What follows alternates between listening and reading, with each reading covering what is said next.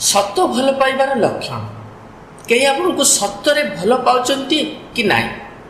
ଆଜି ଏମିତି କିଛି ଲକ୍ଷଣ ଗୁଡ଼ିକ ବିଷୟରେ ଆଲୋଚନା କରିବା ଯାହାକି ସବୁବେଳେ ମନେ ରଖିଥିବେ। ଅବଶ୍ୟ ଦିନେ ଦିନେ ଆପଣଙ୍କୁ କାମରେ ଆସିବ, ନିଶ୍ଚୟ କାମରେ ଆସିବ। ପ୍ରଥମ କଥା କି ଯେତେବେଳେ ଆପଣଙ୍କୁ ହୃଦୟରୁ ଭଲ ପାଉଥିବେ ନା, କେବେ ବି ଆପଣଙ୍କୁ ଧୋକା ଦେଇପାରିବେନି। ଖାସ୍ କରି କୌଣସି ସମ୍ବନ୍ଧ ଭିତରେ ଯେତେବେଳେ କି ଆପଣଙ୍କୁ ଧୋକା ଦେଇ ଦେଉଛନ୍ତି, ଅନ୍ୟ କାହା ସହିତ ଚାଲି ଯାଉଛନ୍ତି କିମ୍ବା କିଛି ଏମିତି ପଦକ୍ଷେପ ଗ୍ରହଣ କରୁଛନ୍ତି ଯାହାକି ଆପଣଙ୍କ ହୃଦୟକୁ ବ୍ୟଥିତ କରୁଛି, ପରବର୍ତ୍ତୀରେ ସେ ଆପଣଙ୍କୁ ଯେତେ ବି ଅନୁରୋଧ କରିଛନ୍ତି, କାନ୍ଦିଛନ୍ତି, କିନ୍ତୁ ଗୋଟିଏ କଥା ନିଶ୍ଚିତ, ସେ ଆପଣଙ୍କୁ ହୃଦୟରୁ ଭଲ ପାଇନାହାନ୍ତି। ସତରେ ଭଲ ପାଉଥିବା ମଣିଷକୁ କେବେ ଧୋକା ଦେଇ ନପାରେ।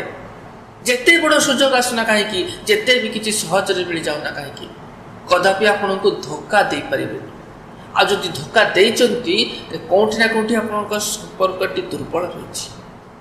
ବହୁତ ଲୋକଙ୍କର ଏକ ଅତୀତ ରହିଥାଏ। ଅତୀତରେ କୌଣସି ଭୁଲ ହୋଇଯାଇଥାଏ, କୌଣସି ସମ୍ପର୍କ ରହିଥାଏ କିମ୍ବା କୌଣସି ଅସଫଳତା ମିଳିଥାଏ। ପ୍ରତ୍ୟେକ ମଣିଷଙ୍କର କିଛି ନା କିଛି ବଦଗୁଣ ରହିଥାଏ, କିଛି କ୍ଷତ ରହିଥାଏ। କାହାକୁ ଅଧିକ କ୍ରୋଧ ଆସିଥାଏ, କିଏ ଅଧିକ ବୁଦ୍ଧିମାନ ହୋଇନଥାଏ, ତ ଆଉ କିଏ ଅଧିକ ସଫଳତା ପାଇପାରିନଥାଏ, ତ ଆଉ କିଏ ଅଧିକ ଭାବନାତ୍ମକ ହୋଇଥାଏ, କଥା କଥାରେ କାନ୍ଦି ପକାଉଥାଏ। ସମସ୍ତଙ୍କର କିଛି ନା କିଛି ତ ଅବଗୁଣ ରହିଥାଏ। ପ୍ରାୟ ଲୋକଙ୍କର ଏକ ଅତୀତ ରହିଥାଏ। ଯଦି କି ଆପଣଙ୍କୁ ସତରେ ଭଲ ପାଉଥିବେ ନା, ଏସବୁ ଜିନିଷ ଗୁଡ଼ିକ ତାଙ୍କ ପ୍ରତି କିଛି ପ୍ରଭାବ ପକାଇ ନଥାଏ। ଏସବୁ ଜାଣିକି ସୁଦ୍ଧା ସେ ଆପଣଙ୍କୁ ଗ୍ରହଣ କରିବେ, ଆପଣଙ୍କୁ ଭଲ ପାଇବେ। କିନ୍ତୁ କିଏ ଯଦି ଆପଣଙ୍କର ଅତୀତକୁ ଗ୍ରହଣ କରିପାରୁନାହାନ୍ତି, ଏଇ ନେଇକି ସବୁବେଳେ ଅସନ୍ତୋଷ ପ୍ରକାଶ କରୁଛନ୍ତି, ସବୁବେଳେ ଏ ବିଷୟରେ ଚର୍ଚ୍ଚା କରୁଛନ୍ତି, ଆପଣଙ୍କୁ ନିଚା ଦେଖାଉଛନ୍ତି, ତେବେ ଇଏ ଏକ ଲକ୍ଷଣ ହୋଇଥାଏ କି ସେ ଆପଣଙ୍କୁ ହୃଦୟରୁ ଭଲ ପାଇନାହାନ୍ତି।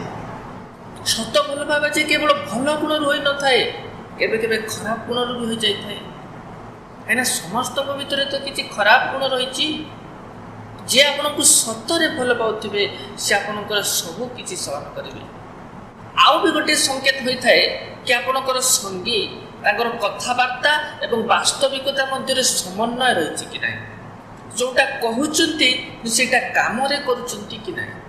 ଅର୍ଥାତ୍ ସବୁବେଳେ ଯଦି ମିଛ କହୁଛନ୍ତି, ସବୁବେଳେ ବାହାନା ବନାଉଛନ୍ତି, ଯେତେବେଳେ ସମୟ ଅଛି କଥା ହେଉଛନ୍ତି, ଅନ୍ୟଥା କିଛି କାମ ଅଛି କହିକି ବାହାନା କରିଦେଉଛନ୍ତି।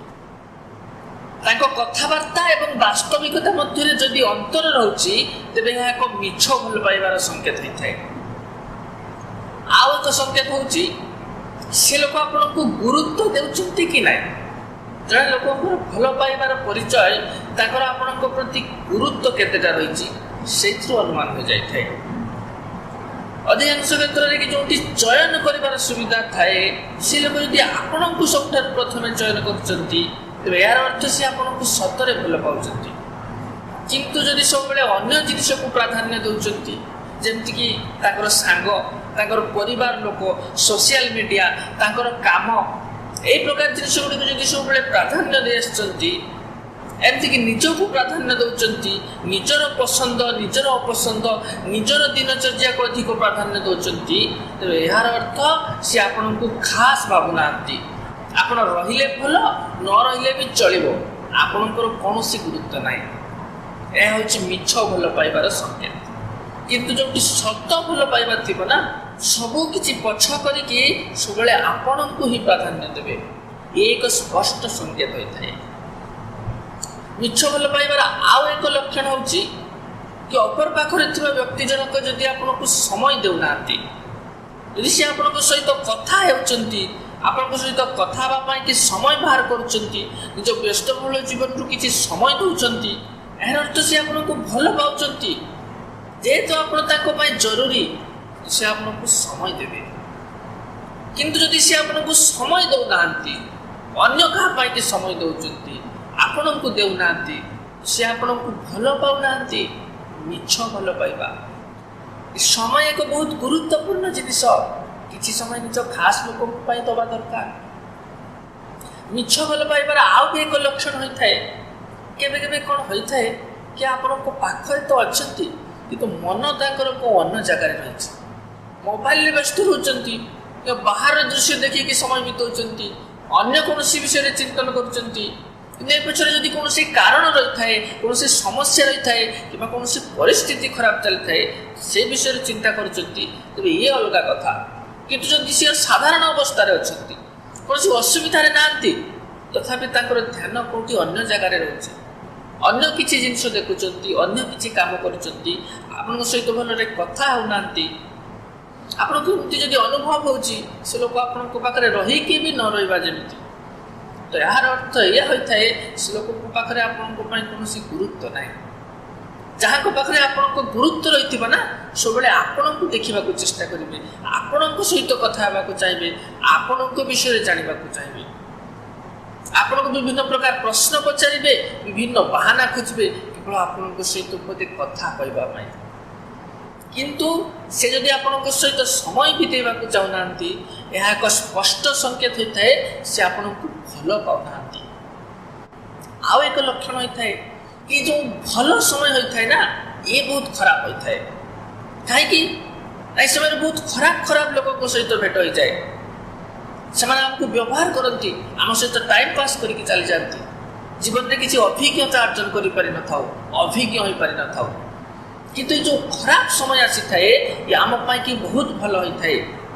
ଯେତେ ବି ଖରାପ ଲୋକ, ଧୋକେବାଜ ଲୋକ, ସ୍ୱାର୍ଥପର ଲୋକ ଯିଏକି ସତ ଭଲ ପାଇବାର ତ ନିୟମ କରିଥାନ୍ତି କିନ୍ତୁ ପାଳନ କରିନଥାନ୍ତି, କେବଳ ଆମକୁ ବ୍ୟବହାର କରିଥାନ୍ତି। ସମୟ ଯେତେବେଳେ ଖରାପ ପଡ଼େ ସେମାନେ ଆମକୁ ଛାଡ଼ିକି ଚାଲିଯାଆନ୍ତି। ଯେବେ କୌଣସି ଜାହାଜ ବୁଡ଼ିଯାଏ ନା, ପ୍ରଥମେ ସେଥିରୁ ମୂଷାମାନେ ବାହାରିକି ଚାଲିଯାଆନ୍ତି। ତେଣୁ ମନେ ରଖିଥିବେ, ସମୟ ଯେତେବେଳେ ବି ଖରାପ ଆସୁଛି ସମସ୍ତଙ୍କୁ ନଜର ରଖିଥାନ୍ତୁ। ଚତୁର୍ଦିଗରେ କେଉଁଠି କ'ଣ ଘଟୁଛି ଜାଣିକି ରଖିଥାନ୍ତୁ, ଲେଖିକି ରଖିଥାନ୍ତୁ। ଯେତେ ବି ସଚ୍ଚା ମିତ୍ର ରହିଥିବେ, ଯେ ଆପଣଙ୍କ ସହିତ ଅନ୍ତରରୁ ଯୋଡ଼ି ହେଇଥିବେ, ଆପଣ ସେଇମାନଙ୍କୁ ହିଁ ପାଇବେ। ଆଉ ଯିଏ ଆପଣଙ୍କ ଠାରୁ ଦୂରେଇ ଯିବେ, ଆପଣ ସେମାନଙ୍କର ନାଁ ଲେଖିକି ରଖିଥାନ୍ତୁ। ଇଏ ମୋତେ ଭଲ ପାଏନି, ଇଏ ମୋ ପାଇଁ ଯୋଗ୍ୟ ନୁହଁ। ଭବିଷ୍ୟତରେ ଭଲ ସମୟ ମଧ୍ୟ ଆସିବ, ଆପଣ ଏମାନଙ୍କୁ ଚିହ୍ନିକି ରଖିଥାନ୍ତୁ, ଏମାନଙ୍କ ଠାରୁ ଦୂରେଇକି ରୁହନ୍ତୁ। ଆଉ ଏକ ଲକ୍ଷ୍ୟ, ଏ ଲୋକେ କୁହନ୍ତି ନା କି ସମୟର ସହିତ ଭଲ ପାଇବା କମି ଯାଇଥାଏ। ବିଶେଷ କରି ସ୍ୱାମୀ ସ୍ତ୍ରୀଙ୍କ ମଧ୍ୟରେ, ପ୍ରେମିକ ପ୍ରେମିକା ମଧ୍ୟରେ ଯେ ସମୟ ସହିତ ଏକ ଅପରଙ୍କ ପ୍ରତି ଗୁରୁତ୍ୱ କମି ଯାଇଥାଏ। ଯେ ବନ୍ଧୁ, ଏ କୌଣସି ଭଲ ପାଇବା ନୁହେଁ। ସତ ଭଲ ପାଇବା କେବେ କମି ନଥାଏ, ସମୟ ସହିତ ବଢ଼ିକି ଯାଇଥାଏ। ସତ ଭଲ ପାଇବା ତ ଆତ୍ମାର ସୃଷ୍ଟି ହୋଇଥାଏ, ଚିନ୍ତନର ସୃଷ୍ଟି ହୋଇଥାଏ, ପ୍ରକୃତିର ସୃଷ୍ଟି ହୋଇଥାଏ। ଯେଉଁ ଲୋକ ଆପଣଙ୍କ ଶରୀର ସହିତ, ଆପଣଙ୍କ ଗୁଣବତ୍ତା ସହିତ କିମ୍ବା ଆପଣଙ୍କର ସଫଳତା ସହିତ ଭଲ ପାଉଥିବେ, ତ ଇଏ ଅତି ସାଧାରଣ କଥା କି ଏ ଦିନେ ବଦଳି ହିଁ ଯିବେ। ସବୁବେଳେ କେବେ ଗୋଟିଏ ପ୍ରକାର ଯାଇନଥାଏ। ଆଜି ଭଲ ସମୟ ଅଛି ତ କାଲି ଖରାପ ମଧ୍ୟ ଆସିବ। ଆଜି ଯୁବକ ଅଛନ୍ତି, କାଲି ବୃଦ୍ଧ ବି ହେବାକୁ ପଡ଼ିବ।